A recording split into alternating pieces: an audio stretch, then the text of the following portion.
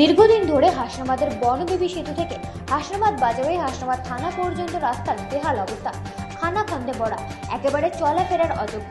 এই রাস্তা হাসনাবাদ থানা স্কুল ও হাসনাবাদ বাজারে যাওয়ার মূল রাস্তা।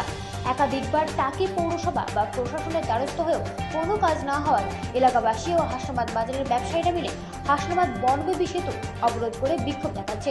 বিক্ষোভকারীদের দাবি, এই গুরুত্বপূর্ণ রাস্তা দ্রুত সারাই করতে হবে। ব্যুরো রিপোর্ট, রাজ্য নিউজ নেটওয়ার্ক।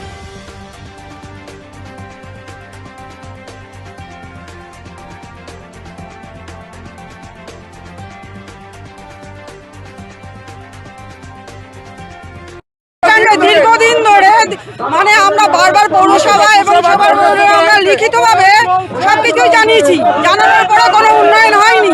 এবং আমরা রাস্তাঘাটে যদি ছবি দেখেন, সাধারণ পাবলিক ঢুকতে পারে না। এখানকার আমরা সবাই দোকানদাররা দোকান মার খাচ্ছে। আমরা যতক্ষণ না এই রাস্তার উন্নয়নের প্রতিশ্রুতি পাবো ততক্ষণ এই আন্দোলন আমরা চালিয়ে যাব। তাতে কি করবে প্রশাসন সেটা চিন্তা ভাবনা করুন। আমি হাসনাবাদ বাস স্ট্যান্ডের একজন ব্যবসায়ী, বন্দনা রায়। হ্যাঁ, এই 4-5 বছর ধরে এই সমস্যা। হ্যাঁ, বহুবার জানানো হয়েছে, গিয়ে আমরা ফিরে এসেছি, কোনো উন্নয়ন নেই। বন্দনা রায়। এই রাস্তার মতন রাস্তা হয় না। আমাদের গাড়ির ড্যামার হচ্ছে খুব, 10 টাকার ভাড়া কাটতে যে 500-1000 টাকা ব্যয় হয়ে যাচ্ছে।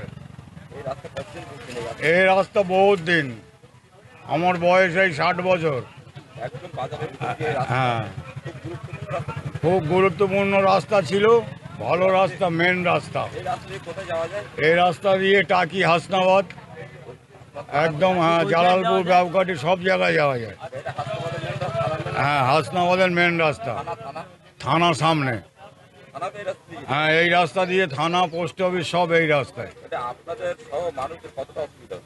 অসুবিধে আমার হওয়া মানে প্রত্যেকের অসুবিধে আছে। আমরা রাস্তাটা ভালো চাচ্ছি, যে রাস্তাটা ভালো হোক। আমার নাম বিমল ঋষি দাস।